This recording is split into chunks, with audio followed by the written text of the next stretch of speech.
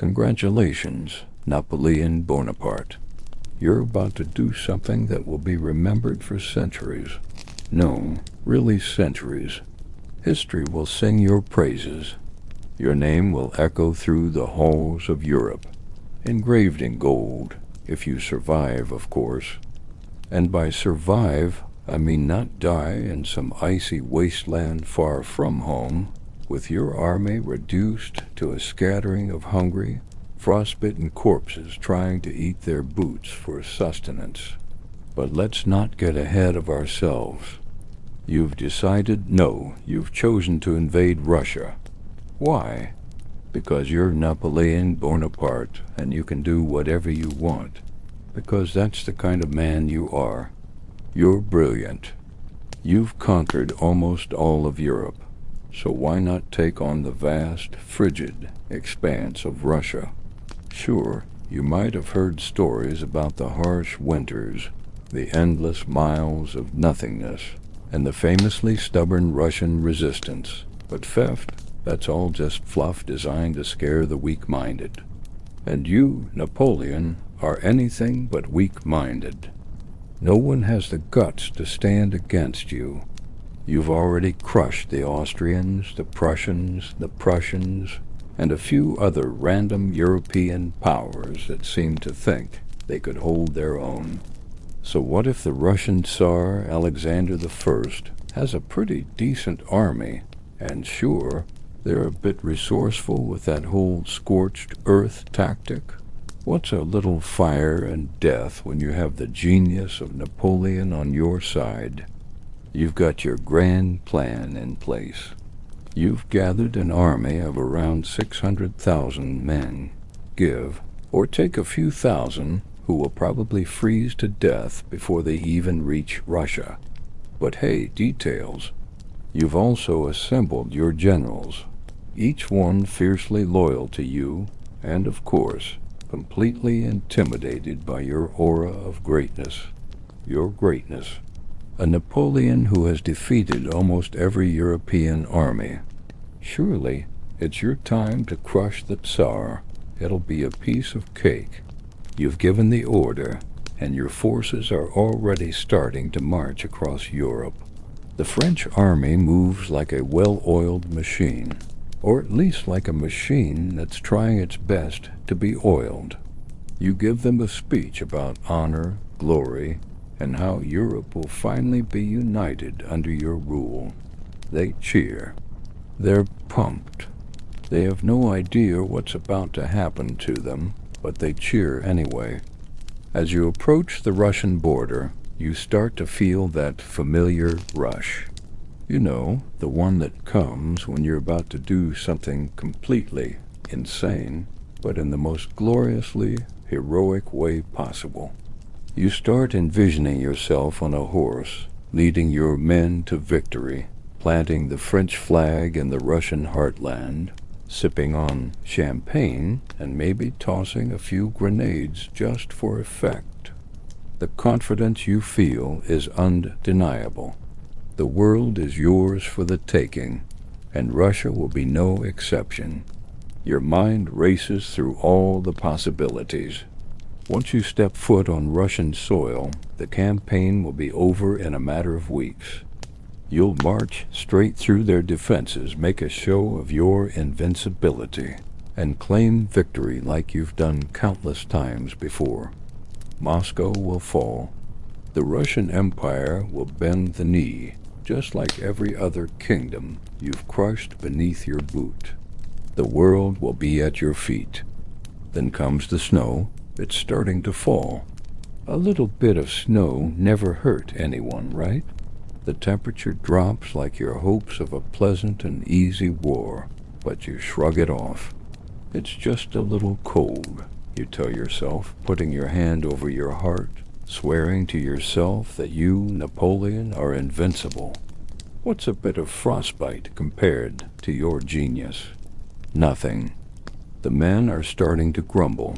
They hate the cold, the mud, the fact that they're probably walking toward their doom.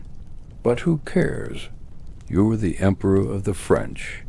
They should be honored to march into the depths of Siberia with you. This will be just another glorious chapter in your unstoppable campaign. You remind them of that one time you conquered Italy or Egypt or whatever as they trudge through the snow, silently questioning their life choices. The army is, after all, just a machine in your hands, and machines need oil. That oil, however, is quickly running out in the form of provisions. They'll push forward. They'll follow.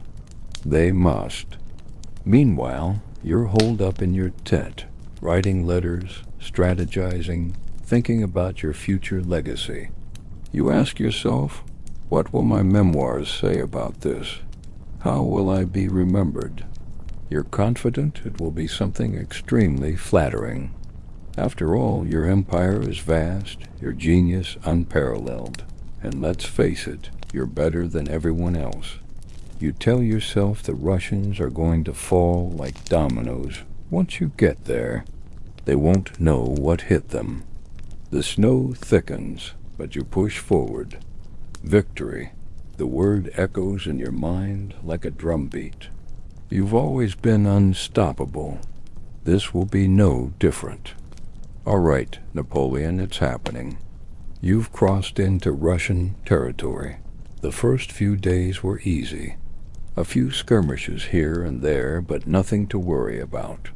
The men are still in high spirits, even if they are starting to grumble more about the cold. But hey, you don't need to worry about the cold. It's just a little inconvenience. A little speed bump in the path to your inevitable victory. As you march deeper into Russia, something starts to settle over you, the vastness of it. It's like an endless expanse of nothingness. No cities, no towns, just cold. It's almost like nature itself is mocking your grand ambitions. The land stretches out, barren, with not a soul in sight. You can't help but think this is not what you expected.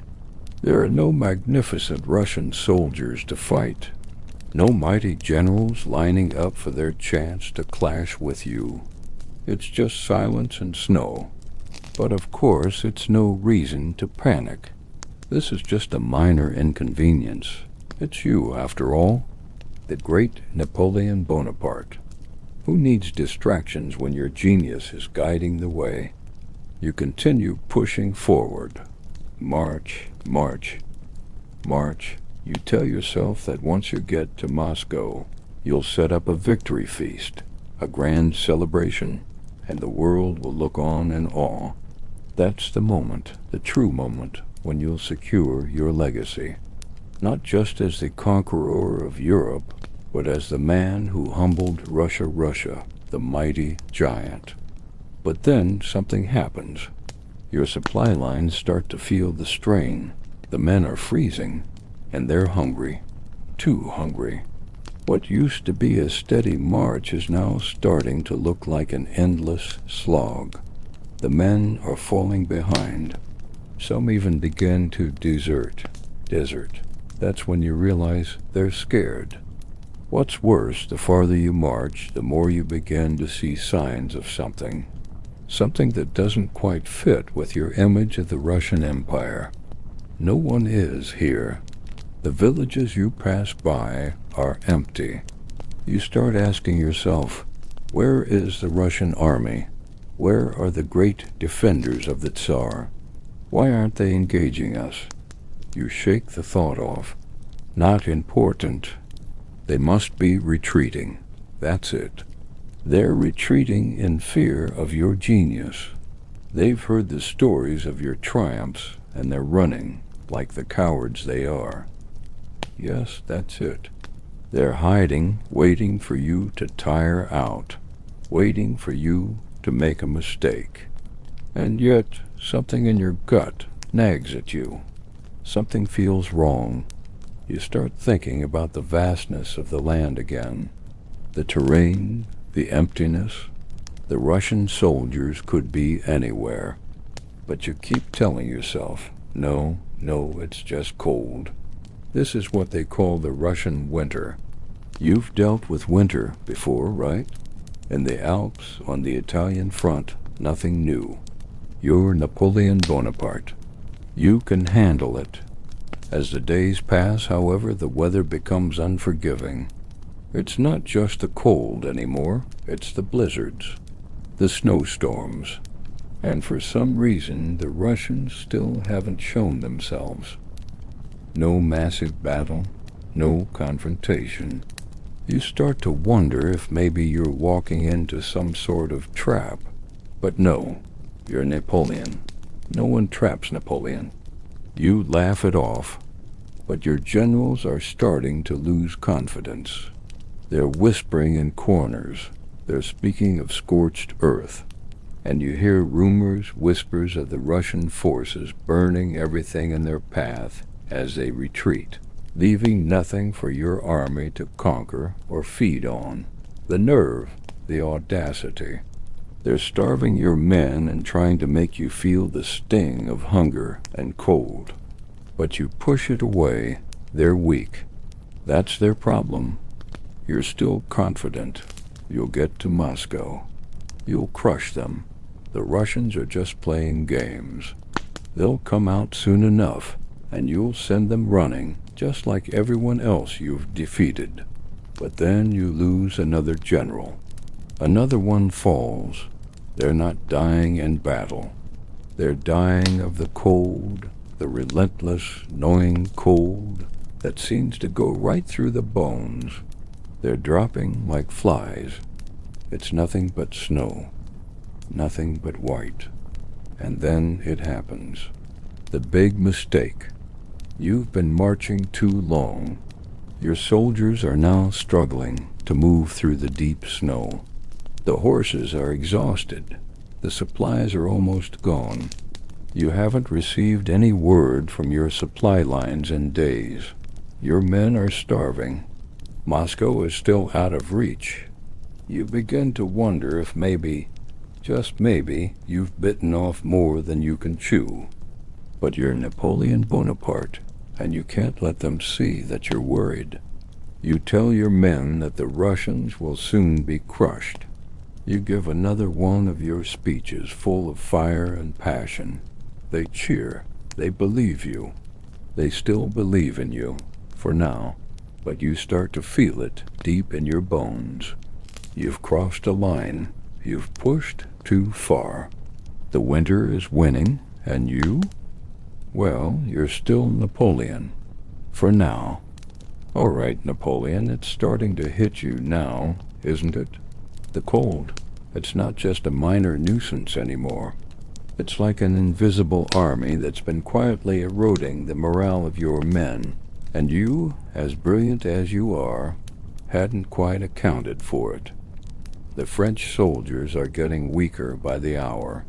Their faces are gaunt, their steps slower.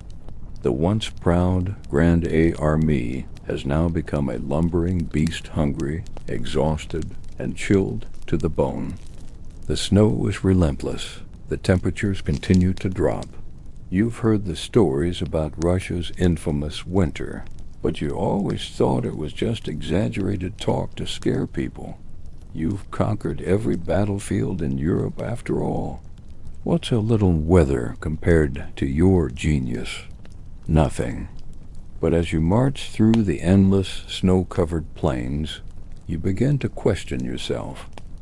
Where is the Russian army? They've been retreating for days now, but there's no sign of them. There's no glorious battle to win, no Russian force charging at you with their soldiers. The only thing you're fighting is the cold. And your own men. You hold on to that last shred of your pride, though. You remind yourself that they're running away. The Russians are retreating, just like everyone else you faced. Soon enough, they'll make their stand, and when they do, you'll wipe them out like you've done to everyone before them. Moscow is almost within your reach. You see a few soldiers fall along the way. The cold has taken its toll. It doesn't discriminate. The men you used to lead through the most brutal campaigns are now weak, their faces frozen, and their bodies barely able to move. You tell yourself they're just exhausted, they're just tired, nothing more. But reality is setting in. Your supply lines are non-existent. The bread you promised them is no longer coming. The horses are too weak to keep up with the pace.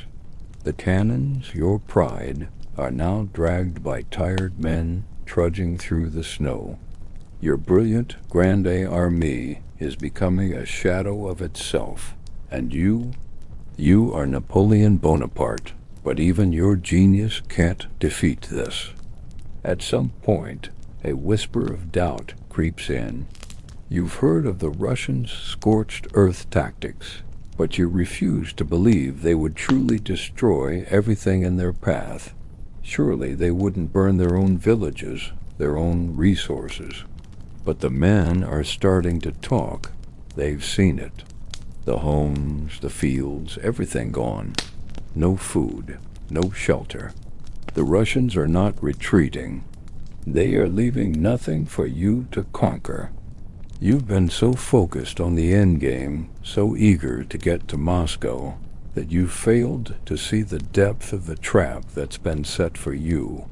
The Russians didn't just leave, they burned everything they could. The land is now barren, stripped of any useful resources.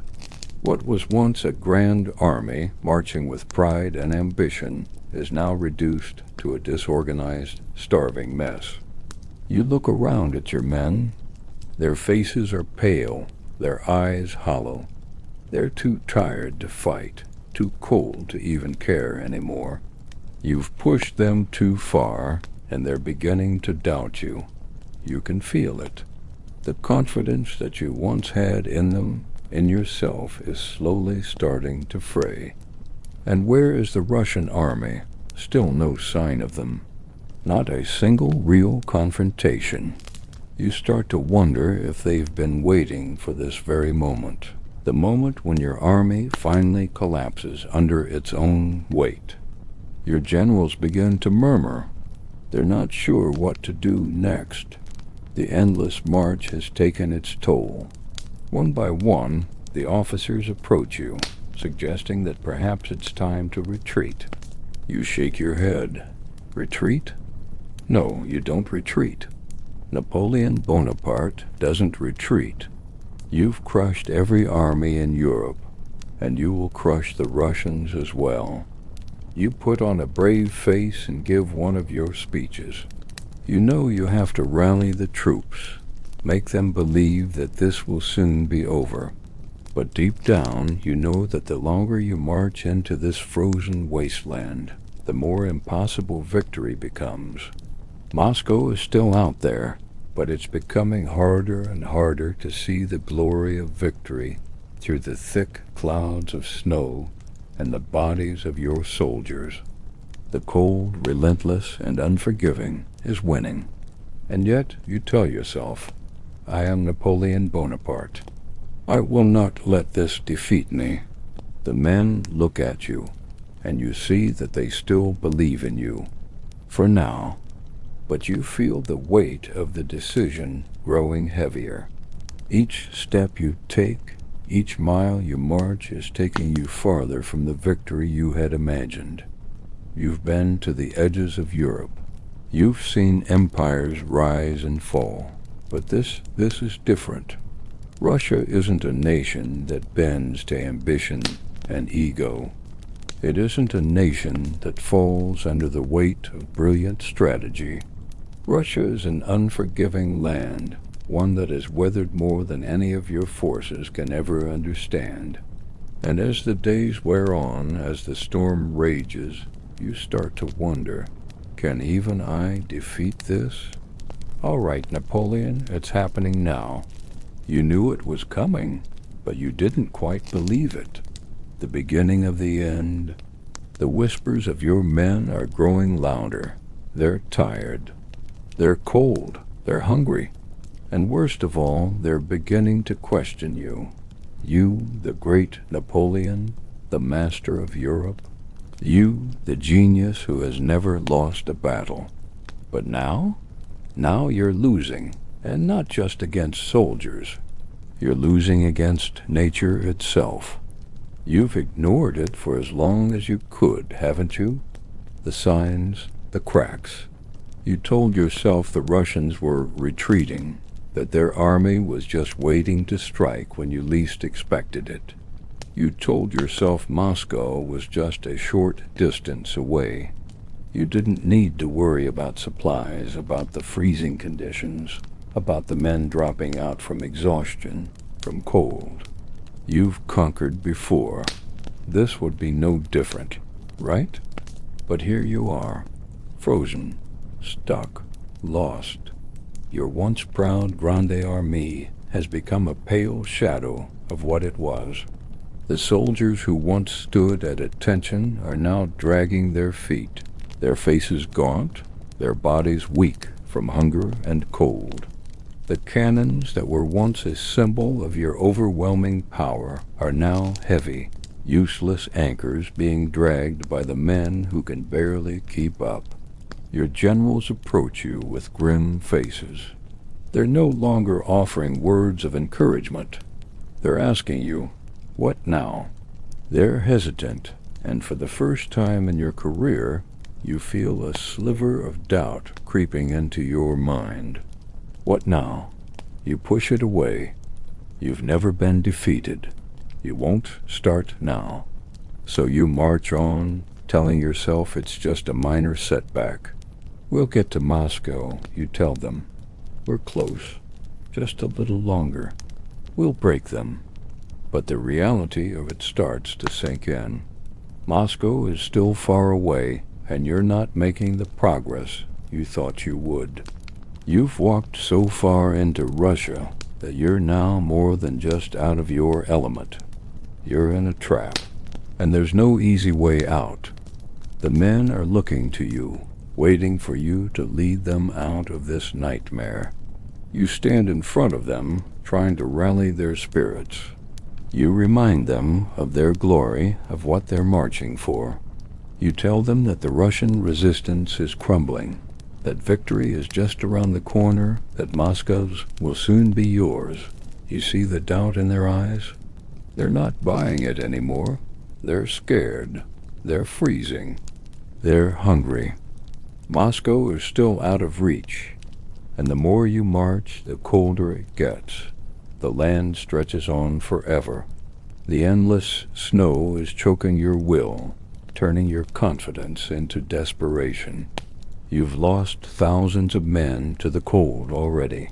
Thousands, and yet no Russian army, no grand battle. They're not meeting you on the battlefield. They're simply waiting. You hear rumors, more rumors, that the Russians have burned the land as they retreated, the fields, the towns, everything. They've destroyed their own resources. You could have used them. You could have fed your men, but they've taken it all. They've taken everything. What kind of army destroys everything in their path like this? What kind of nation burns the very ground beneath their feet just to keep an invader from getting anything? It doesn't make sense. Nothing makes sense anymore. The men are weakening. The weather is unforgiving. The greatness you once felt is now swallowed by the weight of reality. And worse still, there's no one to defeat. The Russian army? Nowhere. So now you have a choice, Napoleon. Your men are begging you for some sort of answer, some sign of leadership. They want you to do something. Anything. You can feel the strain in every moment. Every step you take feels heavier. You've led them this far, but now it seems like no matter how brilliant you are, there is nothing you can do. The land won't let you conquer it. The winter will not relent. The Tsar, wherever he is, has won, and you can't do a damn thing about it. But you can't admit that. You're Napoleon Bonaparte, and you've never ever admitted defeat. You keep pushing forward. Moscow still has to fall. You tell your officers, your soldiers, Moscow will fall. But in the deepest corners of your mind, a question gnaws at you. Is it possible that I've made a mistake? It's that question that follows you every step now, growing louder with each passing day. And it is in that quiet, terrifying thought that you begin to realize the terrible truth. This isn't a battle you can win. All right, Napoleon, you've come this far, and yet the end feels closer with every passing hour. The confidence that once surged through you is now replaced by a gnawing emptiness. The Russian winter is not just a physical force, it's a psychological one as well, seeping into your bones, piercing your pride. You can't escape it. You can't outrun it. This is the Russian winter in all its relentless fury, and you, Napoleon Bonaparte, the man who's never lost a battle, are being humbled by it. The men are dropping like flies now. They're not dying from wounds, but from cold, from exhaustion, from hunger. The once proud Grande Armée has turned into a shivering mass of misery, struggling just to stay upright. It's no longer the sound of marching boots you hear, it's the groans of men, the sound of a force being crushed by something beyond their control. The pride of your army is slipping away with every step, and there's nothing you can do to stop it. Your generals have started to ask the question you've been trying to avoid. Why are we still going forward? They know the answer, of course. Moscow. The goal, the glory. But even they're starting to question whether it's worth it anymore. The question lingers in your mind as well, but you refuse to acknowledge it. Napoleon Bonaparte doesn't retreat. Not from anyone. Not from anything. Your officers are speaking in hushed tones now, exchanging nervous glances. They're whispering about retreating, about pulling back, about saving what's left of your army before it's all gone. But you, Napoleon, can't bring yourself to entertain that thought. Retreat is a failure, and failure isn't an option. Not for you. But even as you march forward, shivering with the cold, cursing the never-ending snow, your resolve is beginning to crack. Moscow seems so far away now. Moscow, once so close, now feels like a distant dream, a far-off legend, a city that taunts you from the horizon. You've marched for weeks, but you're still not there. You still don't know when the Russian army will finally show itself, or whether they ever will. You begin to feel a strange sense of betrayal, like the land itself is mocking you, refusing to be conquered by a mere mortal. The endless snow is suffocating your ambition, turning your grand campaign into something much darker. The men are no longer singing the praises of Napoleon. They're singing to keep warm, to stay awake, to stay alive. They've begun to break down, mentally and physically. And then the rumors reach your ears. Desertions.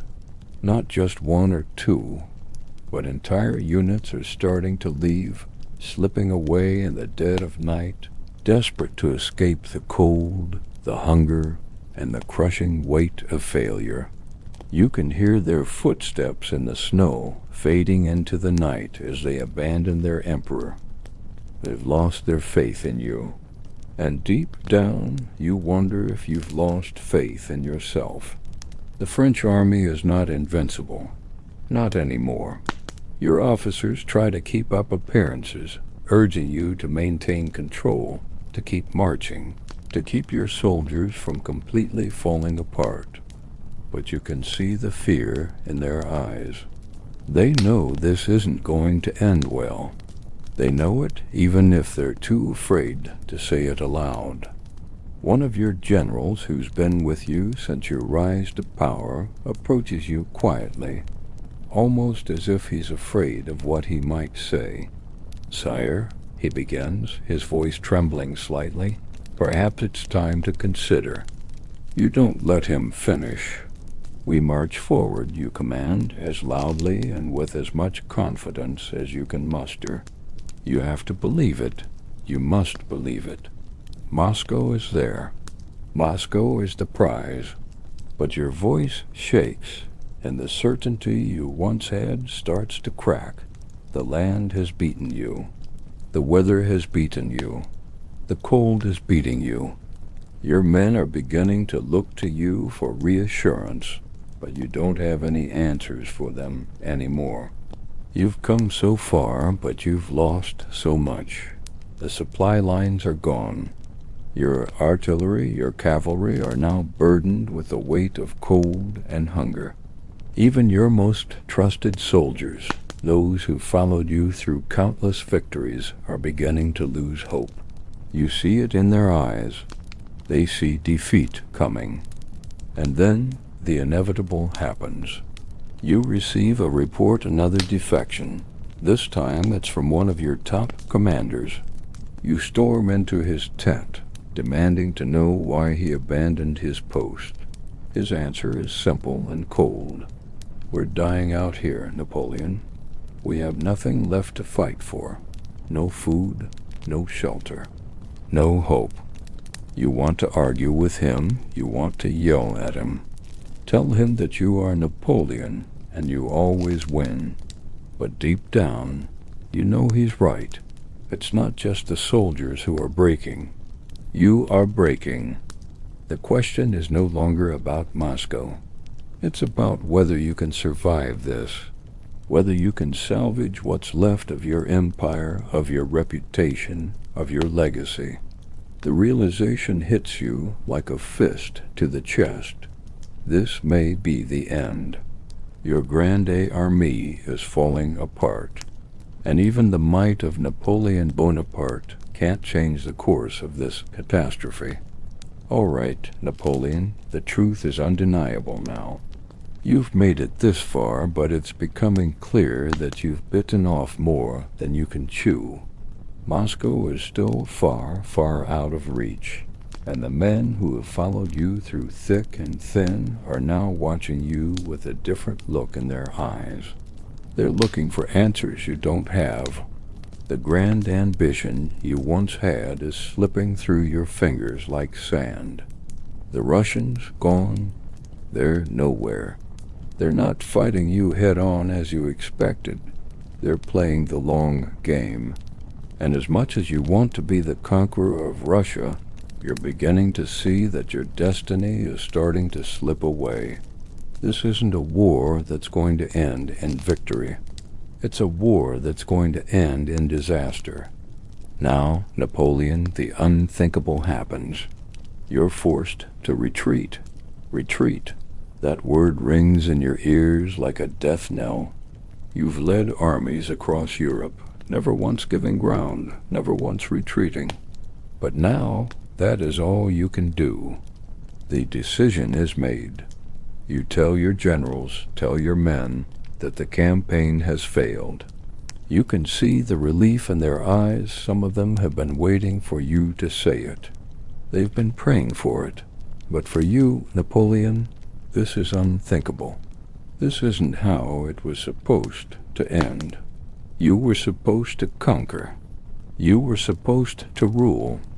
But instead you find yourself leading a retreat, trudging back through the snow, your grande armée now a ragged collection of defeated men. The roads you once traveled with pride are now the very roads you flee down in shame. You give the orders to withdraw, to head back the way you came. But it's not a simple thing, is it? No, it's not.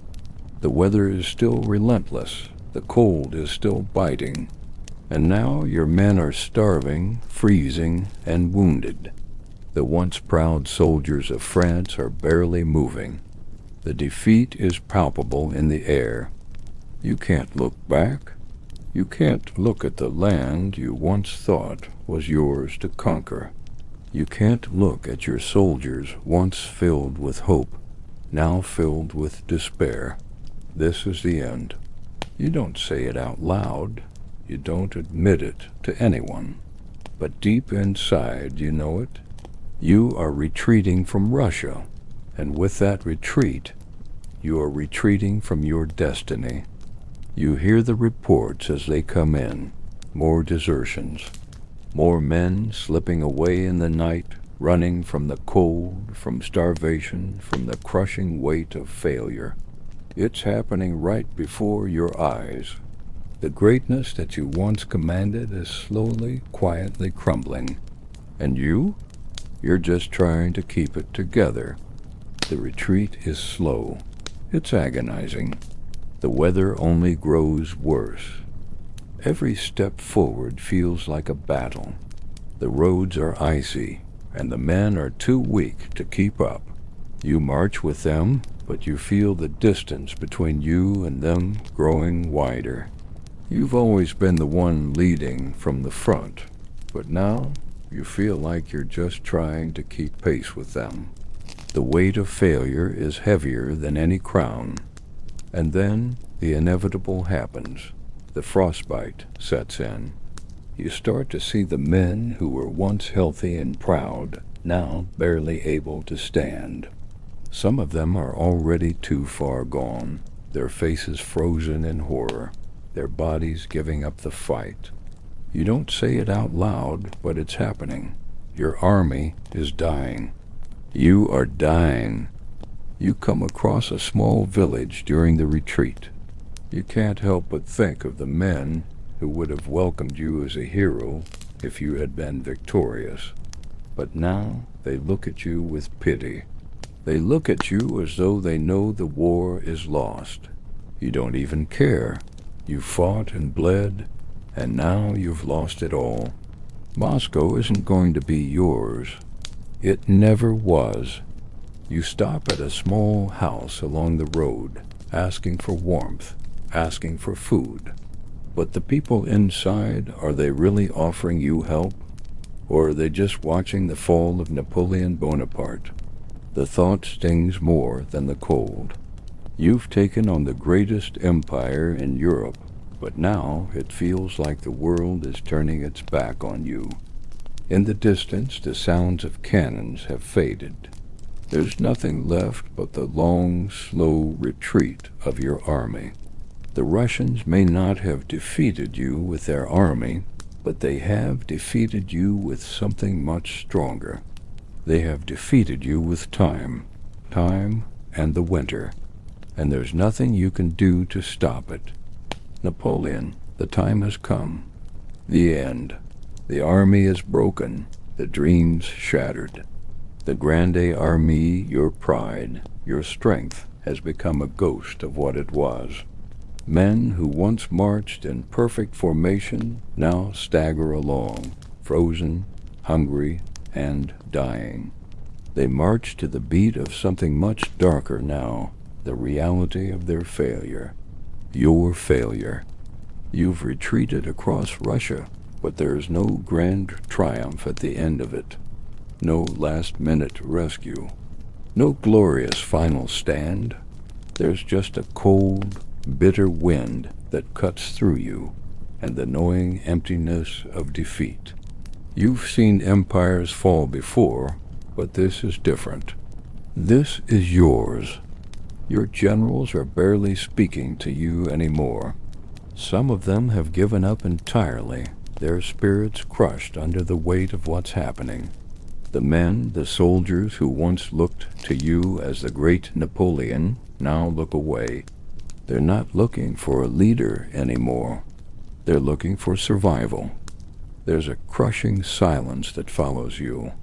Even your voice, once so full of power and authority, sounds hollow. Your speeches ring in the air like whispers, but no one listens. They march because they must. They follow because there is nowhere else to go. This is how it ends, Napoleon. You've heard the rumors. You've heard them for weeks now. that the Russian army is waiting for you, that they've been regrouping, ready to strike.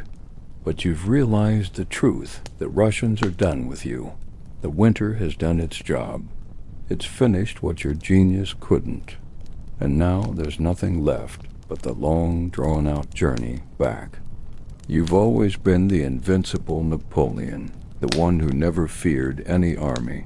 But now you're the one running. You're the one whose soldiers stumble home in defeat. And the worst part?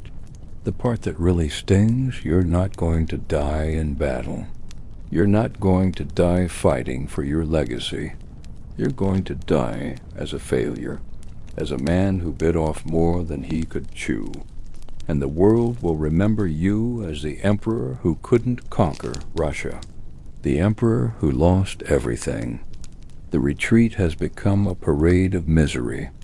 There's nothing heroic about it anymore. There's no glorious last stand, no grand speeches.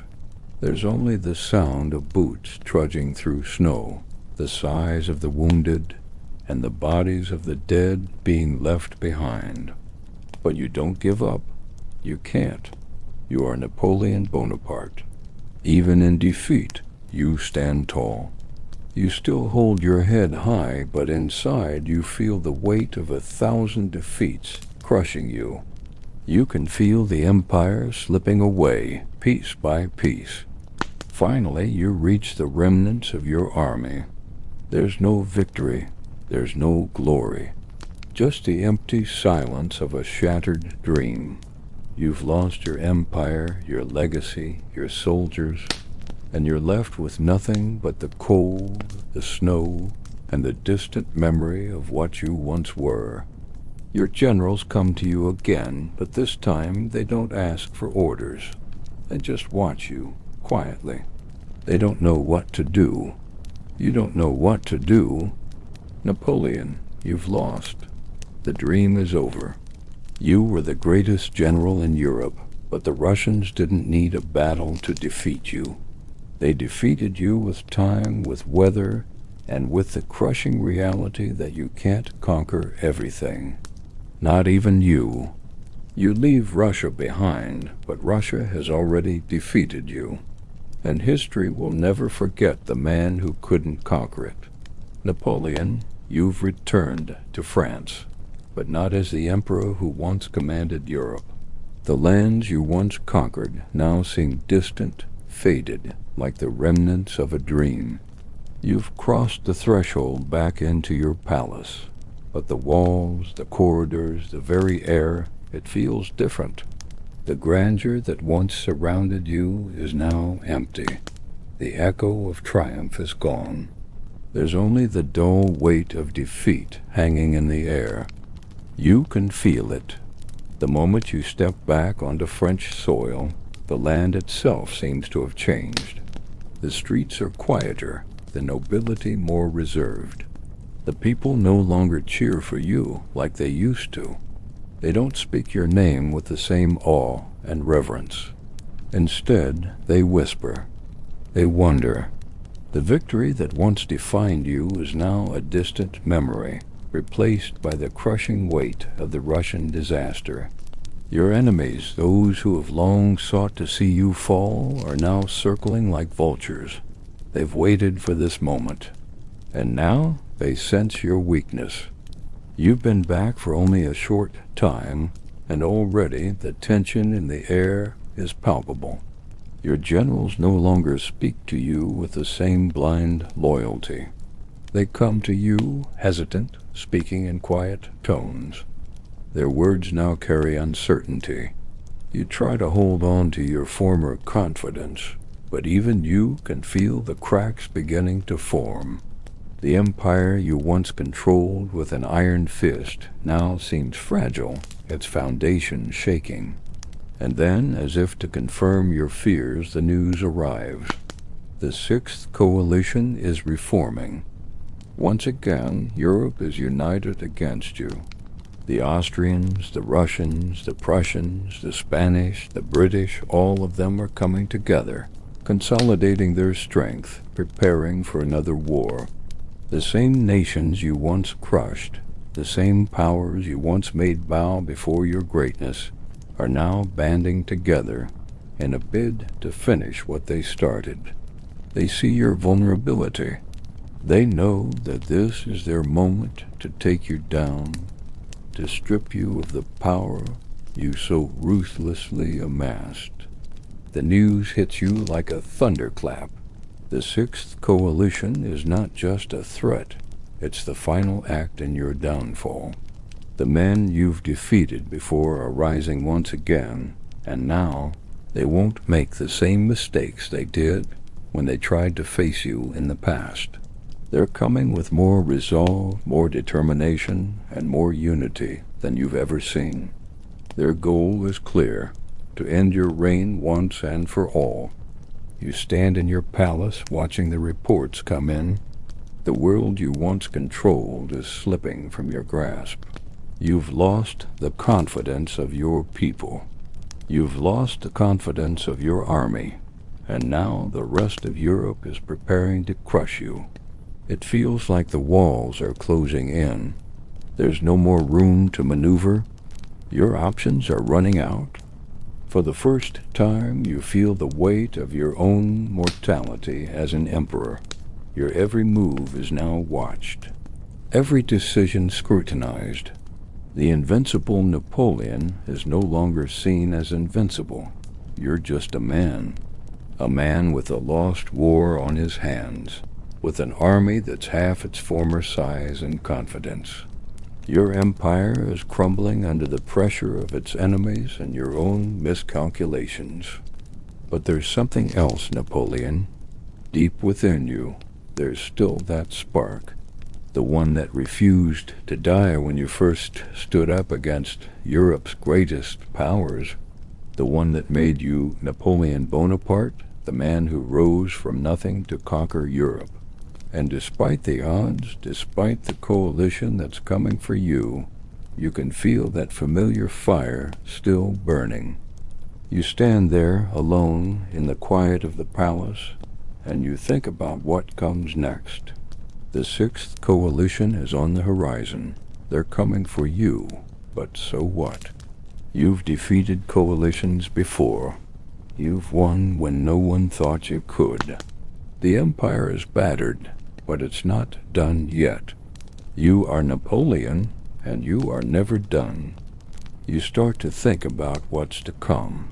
How will you face this new threat? What will be your first move? You know one thing for certain, you will not go quietly.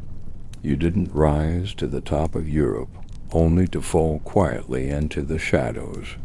If the world wants to come for you, they will have to come through you. The war with the Sixth Coalition is inevitable, but how it ends is still up to you. For now, the question isn't whether you can win this next war, it's whether you can reclaim your place at the top, or if this will be the end of the empire you built.